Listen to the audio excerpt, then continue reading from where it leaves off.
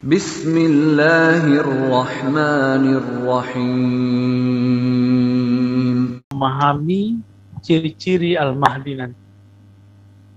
Caranya sejauh mana kita mengenal Rasulullah, sejauh itulah kita mengenal Al-Mahdi Khalifatullah.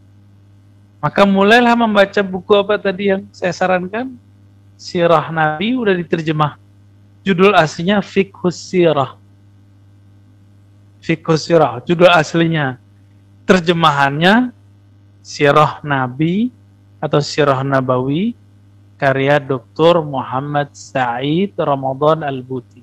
Saya berguru ke anaknya, Syekh Muhammad Taufik Muhammad Said Ramadan Al-Buti atau Al-Buti gitu ketemu.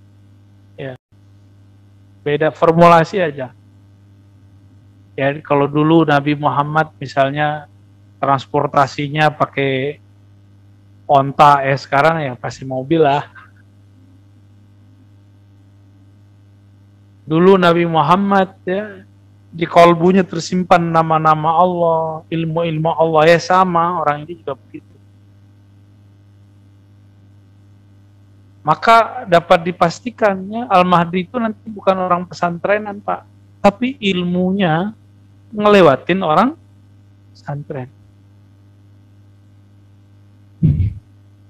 Kalau belum orang pesantren wajar toh bisa baca kitab kayak gitu. Curiga orang-orang. Tapi ini bukan. Ya, ilmunya langsung laduni dari Allah Subhanahu wa Ta'ala. Nah, nanti kita akan menikmati bersama beliau kalau umur kita panjang dan kita termasuk yang berjuang. Kalau termasuk 9 tahun. Yang rasanya kali aja 1 hari setahun. Lama-lama nanti itu. Tapi setelah itu muncullah Ya'juj dan Ma'juj. Makhluk zombie. Ngelihat benda apa aja digigit dia makan, Pak. Min kulli hadabi yansilun. Gitu Ustaz ya, surah Al-Kahf. Mereka datang dari dataran ini tinggi, menghancurkan. Itu karena, kenapa mereka dibukakan di akhir zaman? Cuma karena dulu pernah memakai kalimat Allah. Insya Allah nanti kami keluar. Maka Allah hargai kalimat insya Allah itu di akhir zaman. Maka hati-hati pakai insya Allah. Ya. Jangan diremehkan. Itu senjata Ya'juj Ma'juj itu. Ya. Kalau kita sudah insya Allah, serius. Hargai nama Allah. Jika kita menghargai nama Allah, Allah akan menghargai kita. Ya. Imam Al-Qushairi menyebutkan kisah seorang wali yang diangkat jadi wali Allah bukan karena sholat 1000 rakaat, tapi karena dia melihat ya, dalam kitab Syarah Asmaul Husna, nama Allah Bismillahirrahmanirrahim dibuang orang ke tong sampah, Pak. Jangan bayang tong sampah kayak kita, ke tempat pembuangan sampah. Ya lagi lewat, kelihatan sama dia, diambil, itu kotor nggak kalau di tong sampah? Kotor, dimasukin ke mulutnya. Bergetar badannya melihat kok nama Allah dibuang-buang sembarangan. Dimasukkan ke mulutnya, dikunyah-kunyah, menyatu ke badannya.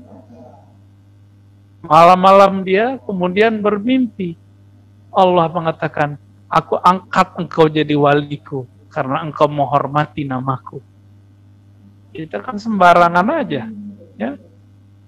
Quran ditaruh di bawah buku, ya kan? Nah, mulai saat ini nih, antum melanjutkan taruh paling atas, atau tempat yang agak mulia lah, kalaupun tengah di atas. Ada buku-buku yang di atas buku yang itu, walaupun nggak bisa di tempat yang paling tinggi. Itu adab juga tuh, ya. Kita tinggikan nama Allah, maka Allah akan tinggikan nama kita. Mau ditinggiin nama antum. Jadi wali Allah tuh gampang-gampang susah ya. Jadi wali Allah gampang-gampang susah, Pak. Seorang perempuan PSK jadi wali Allah cuma dengan ngasih anjing. Yang seorang pelacur diampuni Allah. Kalau diampuni Allah pasti wali. Kalau diampuni Allah pasti wali Pak. Karena itu kalam Nabi kepada ahli Badar. Karena ya ahlal Badar, ay ahli Badar, ya malu masyikum, fa inna Allah qad ghafara lakum. Kalian sudah jadi wali, buat suka-suka Allah sudah ampuni. Tapi mereka tambah takut kepada Allah, bukan malah sombong. Ada lagi Tat? Mantan Baik, COVID. Kita harus berbaiat ke Imam Mahdi. Terus bagaimana caranya yang disyariatkan oleh Islam? Mohon disampaikan Pak, terima kasih. Oke. Udah ngebet nih, mau ke Imam Mahdi ya. Imam Mahdi itu gelar ya. Cuma sayangnya Imam Mahdi itu tersembunyi dalam terang. Nah, itu masalahnya. Berarti dia ada dalam keramaian, tapi tidak diketahui banyak orang. Hanya orang-orang yang nur Allah diturunkan ke dalam kolbunya yang beruntung bertemu beliau. Semoga kita termasuk bagian dari mereka. Gimana caranya? Ya antum belajar ilmu kemahdian itu apa saja. Kalau udah ketemu, kejar terus nih. Ciri-cirinya apa? Ya, ilmu yang dia pakai apa? Nah, saya di kajian ribat, ya, di Ciputat kita ada kajian namanya ribat Pak. Ada ruko, diamanahkan salah satu jamaah kepada kita pakai kajian kitab. Salah satu kitab yang kita kaji namanya Khatmul Aulia. Di situ disebutkan ciri-ciri penutup wali, penutup akhir zaman. Apa ciri-cirinya?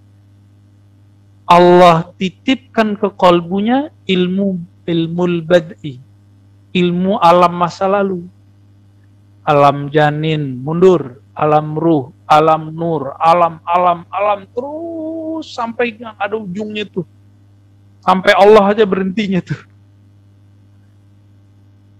Ya, itu dikasih Allah di kolbunya.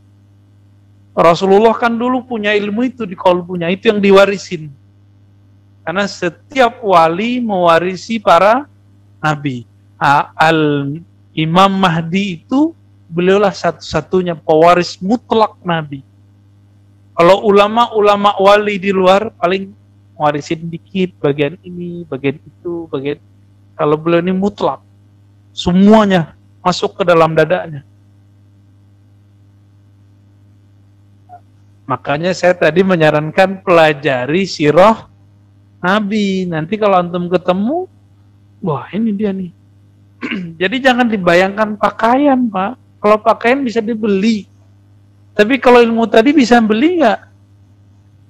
Nggak bisa dibeli. Jadi apa yang harus kita lakukan sekarang? Kenali dulu ciri-cirinya. Karena nanti jika ada satu Imam Mahdi yang asli, akan ada ribuan Mahdi palsu. Ya, ada ribuan Mahdi palsu. Itu ciri-ciri udah.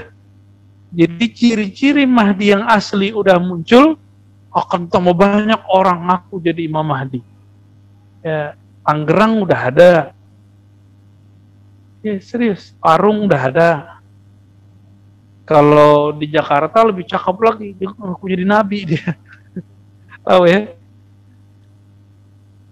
Serang ya, udah ada Pak.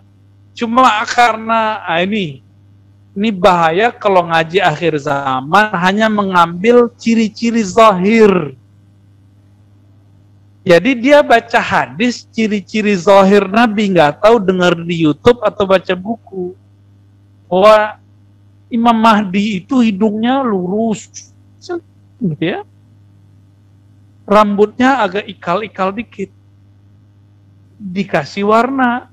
Kan rambutnya Nabi begitu. Mirip persis kayak Nabi. Maka dia deklarasikan dirinya adalah Imam Mahdi. Karena hidungnya lumayan mancung, rambutnya lumayan bergelombang. Sedeng gitu. Ya, langsung di sidang sama MUI ya, orang MUI ketawa aja Pak. Yang konyolnya Pak, ada pengikutnya.